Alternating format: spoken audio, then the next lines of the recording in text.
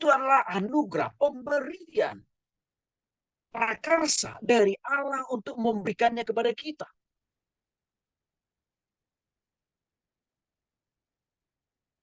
Maka untuk itu Bapak Ibu dikasih oleh Yesus Kristus, perlu kita ketahui aspek-aspek dalam keselamatan. Iya, tidak boleh kita pahami sebagai serangkaian langkah yang step by step. Tetapi keselamatan itu saya katakan tadi juga didasarkan pada otoritas Tuhan untuk memilih orang itu jauh sebelum diciptakan. Juga aspek keselamatan itu juga ya mengandung unsur apa? Pembenaran pemindahan posisi kita. Dari yang tadinya dalam kuasa penjajahan iblis. Tapi setelah kita bertobat, kita dalam kuasa pengendalian roh Allah sendiri.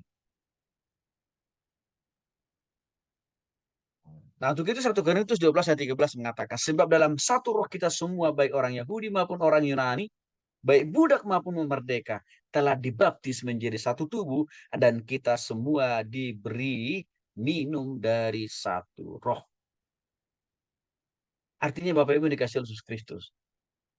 Ya, pembenaran, pemilihan yang melahirkan pembenaran dan juga dilanjutkan dengan keselamatan. Itu adalah pekerjaan daripada Roh Kudus yang notabene-nya Allah itu sendiri. Jadi ketika kita bertobat terima secara pribadi dalam hati kita, Bapak Ibu yang dikasih oleh Tuhan Yesus Kristus, ya, maka kita juga ikut ambil bagian. Artinya apa? Di dalam totalitas hidup kita, Roh Allah ada juga serta-merta di dalam hati kita. Dan Roh Allah atau Roh Kudus itu berperan di dalam diri kita untuk membuka hati kita, pikiran kita untuk bertobat terima Yesus atau melahir barukan kita.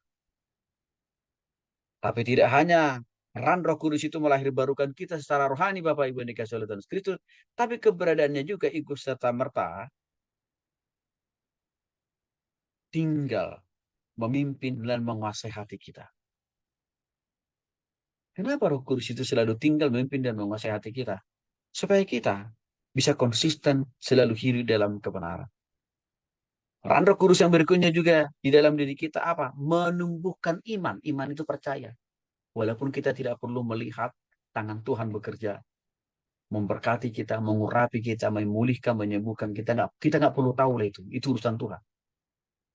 Bagian kita lah percaya saja. Artinya pertumbuhan iman itu tidak sekonyong-konyong hanya karena sekedar kerajinan kita berdoa, baca Alkitab, beribadah. No, Bapak Ibu, itu bagian daripada pekerjaan Roh Kudus. Roh Kudus yang ada dalam hati kita juga ikut serta merta memberikan apa? Proteksi, jaminan, penyataan bagi kita hidup di dunia ini untuk dijauhkan kita dari mara bahaya, untuk dijauhkan dari kita sakit penyakit, untuk dijauhkan dari kita berbagai mara malapetaka, bahkan kehancuran dalam bisnis. Itu juga peran Roh Kudus dalam diri kita. Termasuk juga peran Roh Kudus itu memelihara kita. Selama kita hidup di dunia ini, di samping hidup juga di surga. Pemeliharaan di sini menyangkut hubungan dengan apa? Memelihara akan kebutuhan makan minum kita. Itu dipelihara, dijamin dan disediakan oleh Roh Allah yang sudah ada dalam hati kita. Pemeliharaan juga di sini menyangkut apa? Pemeliharaan Tuhan terhadap anggota keluarga kita. Suami, istri, anak-anak, termasuk juga apa? Pemeliharaan di sini juga menyangkut Tuhan memelihara rumah kita, usaha kita, bisnis kita, pekerjaan kita, pelayanan kita. Apalagi musim-musim lebaran seperti ini, Bapak. Ya kan? Banyak kita meninggalkan rumah kita. Ya, berhari-hari, berminggu-minggu kan kira-kira begitu. Tapi bagi orang yang sudah sungguh-sungguh bertobat terima Yesus, Bapak Ibu, rumah kita tinggalkan berhari-hari, berminggu-minggu. Roh Kudus juga ikut memelihara, menjaga rumah kita. Ya, misalkan atas izin Tuhan, ya kita mengalami gangguan, rumah kita mengalami gangguan kira-kira begitu. Jangan lupa, tidak berarti hadirnya gangguan itu berarti Tuhan tidak punya kuasa atau Roh Kudus memelihara, bukan Bapak Ibu. Lagi-lagi adalah itu bentuk dari apa? Pengujian iman. Saya jadi teringat Bapak Ibu, satu kesaksian ya.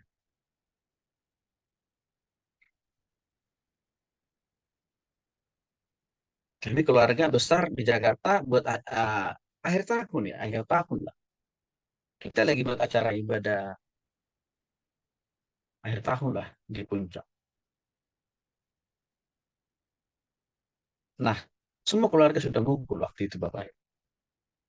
Dan kita akan memulai acara jam 6. Tiba-tiba ada tetangga di rumah mertua ceritanya. Ada tetangga. Telepon. Isi daripada teleponnya itu adalah memberitahukan bahwa rumah mertua saya sudah dimasukin maling.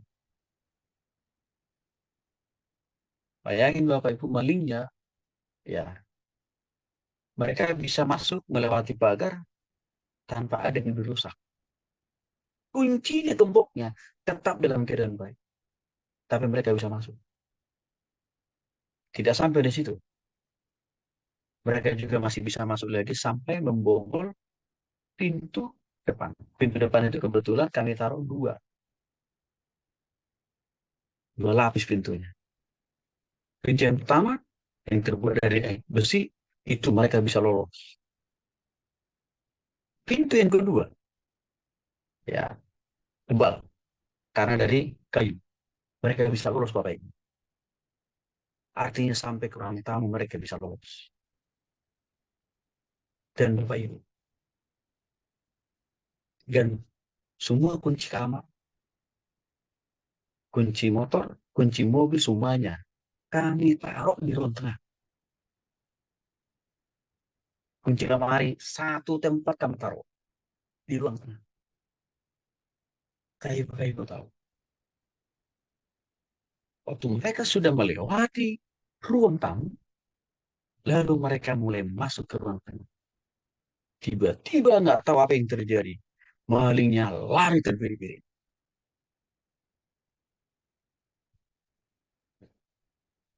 Bayangin Bapak Ibu. Sudah lewat ruang tamu. Hanya cuma 5 langkah menuju ruang tengah.